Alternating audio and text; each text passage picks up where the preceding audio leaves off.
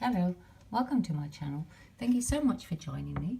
I was given this beautiful set of Mahjong pieces, but unfortunately the case that it came in was destroyed by our recent floods. So that's what the poor little case looks like at the moment. As you can see, it's not doing too well.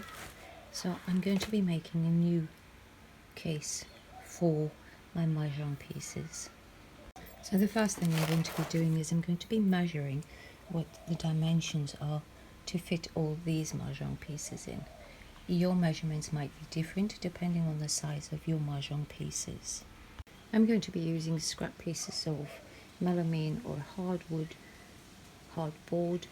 that has come from some doors, and I'm just going to be taking out this cardboard support that they use to hold both pieces together.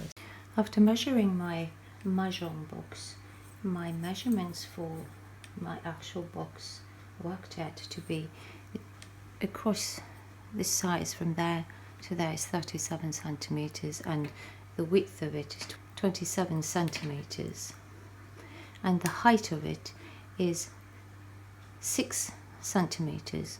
So what I've done is I've cut out the lid, the side piece, the base, and another side piece, and the covering piece. And now what I'm going to do is I'm going to take some calico and I'm going to cut out the size of my pieces of wood and double it over, and then I'm going to sew the two sides down, because as I'm doubling it over, the one side will already be closed off. And then I'm going to partition each piece so that they can be slotted in to the material. So I've got all my pieces of wood underneath my calico like that, and now I'm just going to cut the calico off, ready for sewing.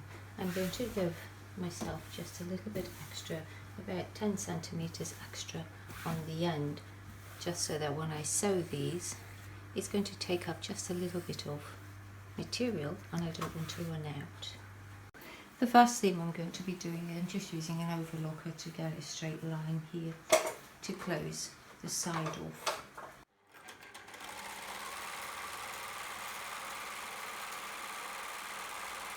I'm using black cotton because I'm going to be painting the fabric in a dark colour.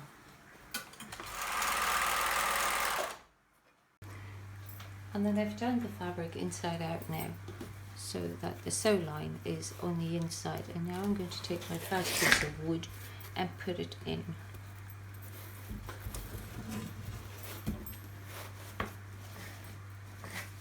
Making sure that it goes right down to the corner and it's right along the sew line like that, and then putting the material right. Making sure that your seam that you've sewed is on the same side so that it gives you a nice straight clean edge. And I'm just going to take a pen and drill where the wood sits, so just running the pen along the side, so that when it comes time to sewing, we've got a straight line to sew on as well. And then I'm going to pin that, and then put the next piece of wood in.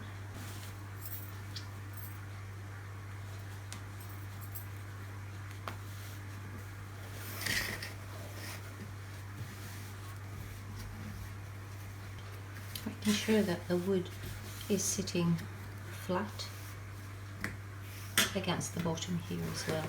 And now take the pen again and draw your line where you're going to be sewing, and then pin that again, and then just keep adding all your pieces of wood until you get to the last piece. So I've got all my pieces in, so we've got the lid, and then the side, and then the base, and the side, and the closer. So I've pinned them all where I want them to be pinned, where I want to sew. And now the last line here is where we're going to be doing our overlock seam. So we're going to sew along that one to close this one. So now we can take it all apart. Make sure before you take it apart that the pieces of wood actually go in and out of your slots, because you don't want to sew the slots closed and then you can't get the wood back in. So just make sure that you've got the right distance for your pieces of wood to go slide in and out quite nicely. So now what I'm going to do is I'm going to cut this bit off and I'm going to sew the overlocker along that line. So I've cut the excess material off, and now what I've done is I've taken some pins and from the back I've just pushed them through the material onto the line where I'm supposed to sew, because what I'm going to be doing is I'm leaving all these other pins in place. I'm just using enough of the material so that I can turn it inside out so that I can sew this one close and to work out where to sew on. Got the pins in place, and now I'm just going to pull the material apart, keeping the pin in, and that'll give me my marking as to where I'm supposed to sew. So, and then I can draw a line once I turn the material inside out. So I've half turned just the end piece over so that it makes it easy for me to just sew without removing all the other pins. So I'm going to overlock that one together now. So I'm placing the outside needle onto the guideline. Now I'm just going to take my straight sewer and sew along the line to divide the piece of material into all the compartments. Once you finish sewing all your lines, just check to see that your wood all fits in properly. Now you can leave those ones all in place, but you need to take this one out because we're going to be cutting this one. So that's the second small one next to the large one. The small piece of wood that we took out to cut, what I've done is I've set up my fence and I've set up my router so that I can groove that gap out. Now the gap that I'm grooving out is 2 centimeters wide. So what I've done is I've taken a 10mm drill bit and just drilled the holes in the corner, and now I'm just passing this through my router. Please wear the appropriate safety gear when you're working with your router. So the piece is all being cut out now. Now we can put it back into the slot where we took it out. Once you put your wood in, what you need to do is find where the gap is and then just draw a line sort of like 1 centimeter in from the top of it down to the bottom part in by 1 centimeter, because we're going to just be cutting along that line and then sewing the fabric. So all the pieces of wood are into our little sachet or our box, and now what we're going to do is we're going to pull the material tight and then trim the excess off, and then we're going to hand sew all along the top to encase the pieces of wood in the material. I've pinned it all tight, so I'm going to be leaving about 1 centimeter so that I've got some sewing area. I've just taken some ordinary sewing thread, which is quite thin like that, and I've folded it over to make it double, and then I've threaded it through my needle to give me a 4-strand thread so that I can sew the top part, because it's going to take quite a lot of strain on here, and I'm going to be working with a circular needle to make it just that little bit easier. I've folded the material over itself now so that it lines up with my board when I pull it tight, and I'm just going to be doing the ladder stitch, which is going straight up, across, down, across, up, which is also called the invisible stitch. You can stitch it however you want to.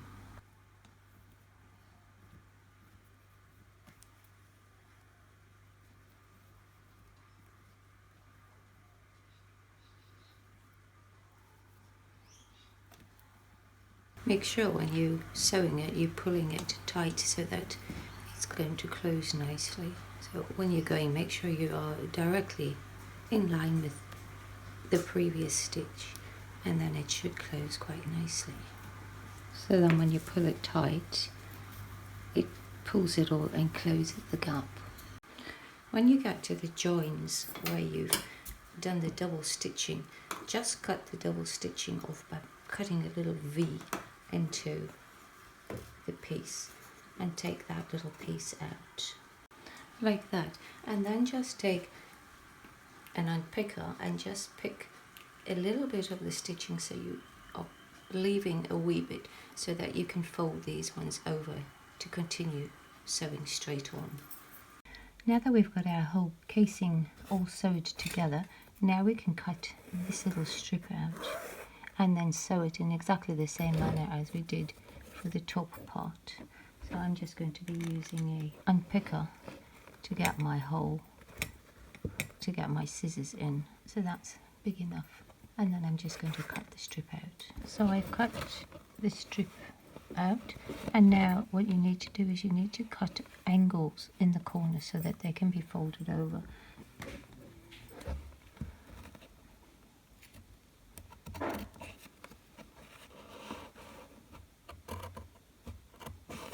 And do that on both sides, at the top and at the bottom, and then we're going to stitch those together. I've pinned all the seams under where I'm going to be sewing, so they're all lining up with the edge, and then I can just get to sew through both sides. Once again, I'm going to be using my round needle. So the next thing that I've done is I've cut some more pieces of wood, which are the exact same width as the base, which is 37 centimeters. You need 2 of those, and then you need 4 pieces, which are the 26.5 centimeters of this one, because you need to take off the little bit on the side here so that this one can attach like that, because this is the inside box of the Mahjong. So you need 6 pieces of that, and the width of these ones is 5 centimeters wide. So I've just used all my scrap pieces of wood, so that's why they're all different colours. Because I'm not using nails or screws to join this little box together, what I've done is I've taken the base piece, I've just put some weights on to hold it in place, and I've taken some masking tape and just put it on all the pieces joining the whole of the box together, so that I can see that the box is actually going to fit when I lift the pieces up and attach them. And then I'm going to put the material with some contact cement all the way around to secure these little pieces to the base. I've got my calico material, and now what I'm going to do is I'm cutting some strips of about 4 centimeters, which I'm going to be gluing onto the little box on the joins here. I'm using this fast grip contact adhesive, and I've just got a spare piece of EVA foam that I'm just going to be spreading it onto both sides. So with contact you need to spread it onto the actual piece of wood and onto the material, and then when it becomes a bit sticky, then you can stick them down. I've put the contact glue on most of the places, and now I'm going to just remove the masking tape so I can put the contact underneath there. Once you've glued your piece of material onto the wood, lift it up and line it up so that it's sitting on top of the base like that. Now that you've glued all the pieces together, I've taken some masking tape and I've just joined the corners, because what we're going to do is we're going to take the same material again and put it on around the corners to secure the corners. Then we're going to flip it over and do the same on the base over here by putting the material around there. So the next thing that I'm doing is I'm taking the inner box, and we want to have at least 2 centimeters on this side. So taking the 2 centimeters and then the distance of the box, which is 6, that gives us 8. And 8 and 6 is 14, and then we want to put an extra 2 centimeters at the bottom here, so that gives us 16. So but I'm going to make it 17 just in case I run out, because the corners take quite a bit, so you need to cut piece of material 17 centimeters so that it can go all the way around the box.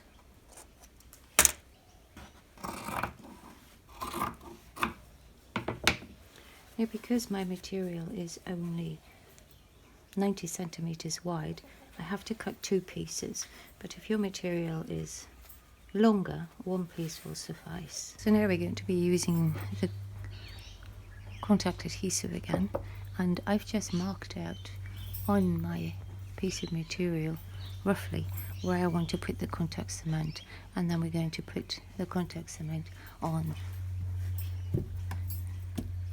the one side going that way and then on the other side. So just apply your contact cement and then just glue them on. The sides are all glued down now, and now I'm just putting contact onto the base of it, and we're going to fold this piece of material over on there. So just contact all that material all the way around and then glue it down.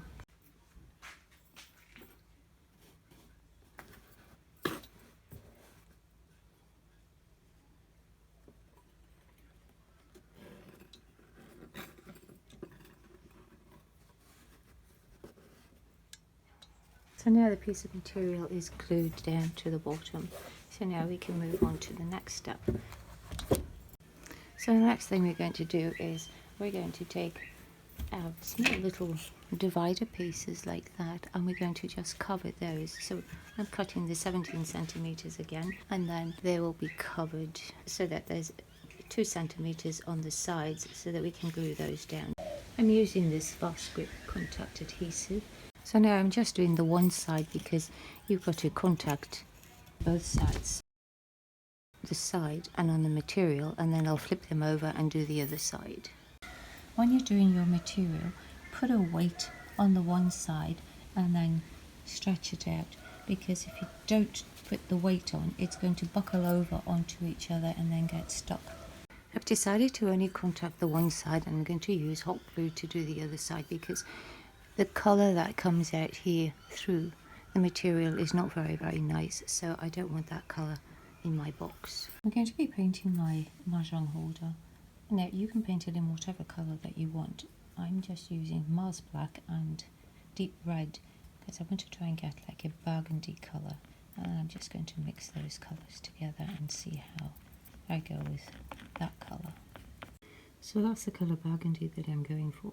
Now what I'm going to do is I'm going to transfer all this paint that I've mixed into my little pot here. And in my little pot here I've got fabric conditioner, and it's about 50 mils of fabric softener to this amount of paint, which is probably equal quantities. So now we're going to just paint only the one side of the holder. So when you're painting with paint that has got fabric softener in, try and only put one stroke down and then move it. Don't go over and over because it reduces the effect of the fabric softener, which gives you a faux leather finish, and then just paint the whole thing.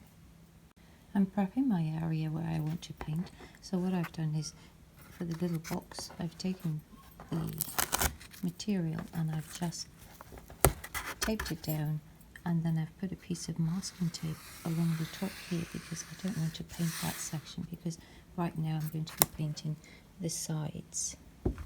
So I'm just marking it all off where I don't want to paint. On this smaller box we're only going to be painting 3 sides, so 1 long side and 2 of the short sides. As for the handle, I'm just going to be using the existing handle. So what I'm going to do is take a drill and just drill out these rivets so I can use the handle. So I just drilled the rivets out, so now I've got the handle to use. So I'm just going to clean that up and paint it, and then it'll be ready to use. I've sanded my little handle hinges or connections and taped it all up, and now I'm going to paint it exactly the same way, doing the black first and then painting it with gold. I've riveted the handle on now, and now we're going to glue them into the base of the box. make sure when you're gluing it in that you're gluing it in on the right side so that your handle is going through the piece and not through the back one that has not been cut. So I'm going to be just gluing that in with some contact cement. So remember to put the contact cement on both sides. Just to give the box extra strength, I'm going to be contacting this small section here which closes up like that, and then we're going to do 4 screws in there as well. I've put some C-clamps on the back and I weighted it down so that it doesn't shift when I'm drilling it. So what I'm doing is underneath the material we're going to do 2 drill holes and secure them that way. Now I'm drilling from the inside of the box to the outside of the box so that if the screws come out, that's where I'll be putting the foot pads on. So I've got these tiny little screws and I'm just putting a washer on them, and I'm using a hand screwdriver to screw these in. Now that we've got it all screwed together and tight, we can now close up our material to hide all our work. So I'm going to just be gluing this down with some hot glue. Now we're just going to hot glue the side pieces in. So I'm just putting a bead of glue along the strip here.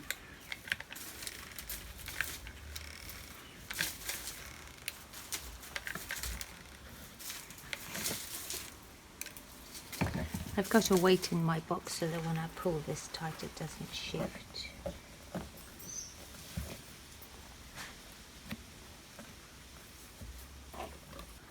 And then just do the other sides. So I've marked out on my box and I've just written Mahjong in Chinese. I googled that as to how to write it, and now I'm going to just paint that gold. For some of the decorations that I'm going to be putting on my little box, I've just cut out little templates. So these are 4.5 centimeters by 4.5 centimeters, and then I've gone up by 1 centimeter, and from that point to that point I've gone in by 3 centimeters and then gone out by 1 centimeter, and once again gone up by 1, gone in by 1, and then I've just cut curves in and cut that centerpiece out. So I'm going to be cutting 4 of those ones out on my, I've just got some scrap EVA foam that I'm going to be using, and the next one that I'm going to be doing, these are all optional pieces, but that's what I'm doing for my Mahjong box. So this particular one is 7.5 centimeters, going up by 1.5 centimeters, going in by 1 centimeter, and then just carving it off at the top. And then I'm going to just transfer those onto my EVA foam and cut them out. So once you've worked out the measurements and that, what I did was I folded it in half like that, and then just cut the one side, which gives me both sides identical. So when you open it out, that's what your little piece looks like. So now I've put them all onto, I've transferred all the designs onto my EVA foam, and I've got 1, 2, 3, 4 of that particular one, and this one you want to cut 2 of this. Now only one of them you want to cut on a beveled edge, the other one you want to keep on a flat edge. So just keeping your scissors straight on that one and then at an angle on this one, because that's the back one and that's the top one. So now just cut all those out. When you're working with EVA foam, your scissors and blades tend to go blunt quite quickly. So what I've got is just an ordinary soft drink can, and then all you do to keep your scissors sharp is just cut them into the can a few times so that you can get the tips, because that's the part that you need to be really, really sharp. And then you'll see they just cut quite nicely.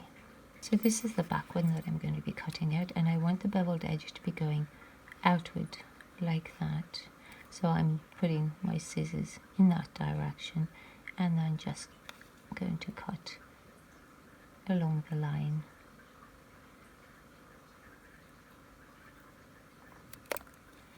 And you see it gives you quite a nice beveled edge.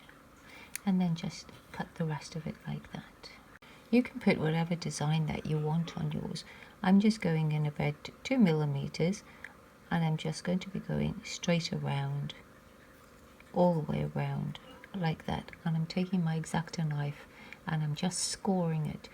Do not cut through it because then you'll have a big hole in it, so you just want to cut the top layer of it only, and then I'm just going to put a square in the corner as well. So just go very gently so you don't cut through. So all you want is just to break that top layer. So I'm going very gently, so you can see the layer has just pretty much just split, and then you're going to go all the way around. So I've got a straight line at the bottom, and then I've got a second line which is going to go up and just around, and then a third line which is going to go up to complete that circle, and then I've just got some little flower type things at the top which I'm just going to be cutting in as well. Now you don't have to cut these very wide or anything like that, because what we're going to be doing is we're going to be expanding all the lines with the heat gun, and this one I'm going to just be cutting out with my hot knife. So just cut all your little patterns on and we'll go to the next step. It's advisable to draw your pattern onto your EVA foam before you try and freehand cut it. So I've done the first circle, and now I'm just going to complete my swirl on that one. So that's the design I'm going to be cutting into this particular piece of EVA foam.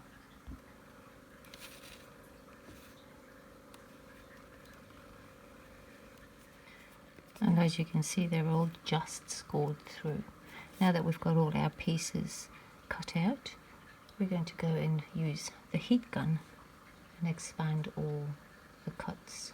Don't forget to do the bevel edge cut on the second piece. So I'm just taking my scissors and just cutting the tips off at a 45-degree angle. So just get a little cut like that. On the back of my EVA foam has got that kind of pattern on it. So when you do your bevel cut, you'll see you might need to just trim this small section off because the pattern tends to come through on that. So all I'm going to do is I'm just going to cut that just a little bit straight to just get rid of that tiny piece so that it gives it a nice smooth finish like that. When you're working with the heat gun, make sure that you're holding your pieces with the pliers or something like that, because it does tend to get really hot. Once you've heated it, just put it onto something cold, and then you've got your design that is expanded like that, and then just do all the rest of them. I've got these door buffers which are 9.5 millimeters by 3.8 millimeters, and this self-adhesive, and I'm going to just cut the strip off because I'm only going to be using 5 of them, and then we're going to paint them all Mars black. Now that all your pieces have been heated, I'm just going to be taking Mars black and painting them all black. Don't forget to paint the sides when you're painting these. The black paint is now dry on the pieces that I cut out, and now I'm going to be taking this gold metallic paint, and I've got this little tiny sponge. If you can use a sponge that has got slightly bigger holes in it, like this side in preference to that side, you get a better finish with it. And now all we're going to do is we're going to take the sponge and we're going to put a little bit on your sponge and then take most of it off so that it's very light, the gold, and then we're just going to dab that onto our pieces. Don't forget to do the sides as well. And then just paint all your pieces, including the little door buffers. Now that my little pieces are dry, I'm going to be using this Brilliance Sealer Finish floor polish on them to give them a really nice brilliant shine. So these are the little pieces that we're going to be painting now, and I'm just going to put 3 coats of polish on those.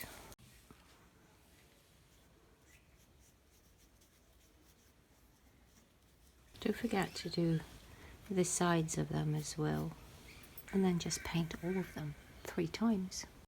And then your pieces get that brilliant shine to them. So the little spare pieces that we did for the divides, now what we're going to do is we're going to just fold the corners over and glue those down, and then glue this piece. I'm only gluing it at the base with some hot glue, and then we can spread that out and then glue them into place. The small piece that doubles over on this side, what I'm doing is I'm just cutting that piece off so that there's not a raise on the one side. And I'm gluing the pieces in so that the painted section is on the inside, so that it's the material section that is actually touching the Mahjong pieces. I've lined out some of my Mahjong pieces so that I know that I get the right distance so that my pieces actually fit in, and also because my wood is a little bit warped, so I'm using the Mahjong pieces to hold my wood a wee bit straight. And now what we're going to do is we're going to glue this section down and along the sides to hold our dividers in place. Once again, I'm just using hot glue for that. Now that I've got the one side glued, I'm going to take out my pieces and then glue the other side. I've got both the dividers in now, and now we're going to be gluing the feet onto the back. So these are our little self-adhesive door stoppers that we painted, and now we're going to just put those on the back. Now, as I expected, the screws have come through the back, so I'm going to be screwing these onto the screws. Not as easy as I thought it was going to be, so what I'm doing now is I'm flipping it over, and I have to drill a small hole in that because these just don't want to screw onto the screws. So take a fine drill and just drill a hole in the back so that it gives you a starting point, and then we're going to glue them down. I've got these pieces of plastic that you get from the bottoms of the shopping bags that we get here, of the material ones, and I've just removed 2 of them, and now what I'm going to do is I'm going to just cut them to size so that I've got a plastic piece at the bottom, because if you've got the material at the bottom it's going to get really dirty. So I've got this plastic which I'm going to be cutting down and placing in there. So I've got 2 pieces like that. So that's all we're going to do now. I've got this sew-on hook and loop, otherwise known as Velcros, and I'm going to be gluing 2 pieces on. So I'm putting 1 piece there and 1 piece there. So what I'm doing now is I'm measuring where I want my Velcros to sit, so I'm just drawing a line just so that I can get an idea as to where to glue. So that's pretty much, it'll be covered underneath the top. So to get the right position, I've just put a small blob of glue onto the top of the Velcro, and then it lifts up into the position that I want it to glue. So that's where I'm going to be gluing with the contact adhesive. Now we're going to glue on our little decals. So the bottom ones are in the only position that they can be in. However, these ones, you can either place them at the top like that or in the corners like that. I am putting them there. And now I've measured the distance to get it exactly in the middle, and now we're going to glue on the last piece. Just glue those ones on with the hot glue again as well. And the last piece to put on is our little doorstop to make it look like a pretend opener. So I'm just going to put that in the middle over there. And that's the book completed. So the Velcros, because this Velcro is very strong, it's a little bit difficult to actually open the book with the Velcro being this strong.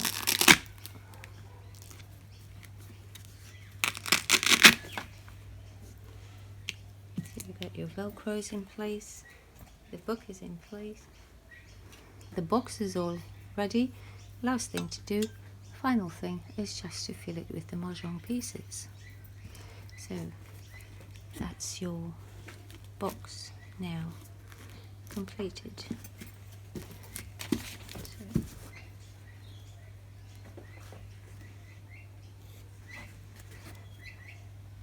with the feet on, Mahjong written on it, and all the closures and the decals on the side, and of course the handle. Hope that helped you out a bit.